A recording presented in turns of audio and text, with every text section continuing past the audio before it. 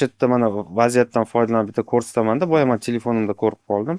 Mana menga yuborishdi. Qarang mana. Men shu yerga ham qo'yib, siz eshiting, mana eshitiladi. Mana bizni quyoshli panelimiz 50 kilovatga o'tkazganmiz.